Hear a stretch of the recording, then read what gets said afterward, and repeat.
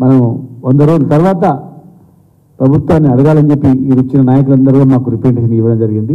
వాళ్ళ సలహాలు సూచనలు కూడా ఇవ్వడం జరిగింది. గిరిజనులకు ఇచ్చేటువంటి పోడు భూములను పట్టాలు ఇవ్వడానికి సర్వే చేస్తే గుంజుకుంటున్నారని చెప్పి ప్రచారం చేసిండ్రు. పేదలకు ఇచ్చే భూములను జాబితా తయారు చేసి వాళ్ళకి పట్టాలు ఇస్తామంటే అది జాబితా కాదు, మీ భూములు తీసుకుంటారని చెప్పి ప్రతి నియోజకవర్గంలో మేము అనుకున్నాం. మా జిల్లా మాత్రమే అనుకున్నాం.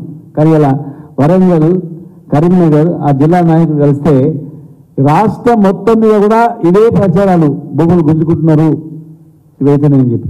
కనుక నిజంగా కాంగ్రెస్ గవర్నమెంట్ ఇచ్చిన హామీలను నెరవేరిస్తే సంతోషం. మాకు అంతకన్నా సంతోషం ఏం లేదు. ఇలా మేమన్నాం తెలంగాణ రాష్ట్ర సాధనలో ముందున్నాం, తెలంగాణ రాష్ట్రం కావాలని కొట్లాడినాం, కేసీఆర్ గారు వెంబడున్నాం, తెలంగాణ అభివృద్ధి చేసుకున్నాం.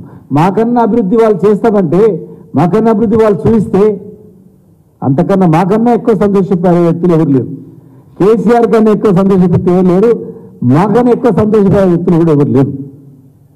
కనుక మరి అవన్నీ పార్లమెంట్ ఎన్నికలను దృష్టి పెట్టుకొని పార్టీని బలోపేతం చేసుకుంటూ పార్టీ కార్యక్రమాలు నిర్వహించుకుంటూ మరి వచ్చే పార్లమెంట్ ఎన్నికల్లో మన వ్యూహాలను ఒక్కొక్కటి ముందుకు తీసుకెళ్తూ ఒక్కొక్క హామీ ఒకవేళ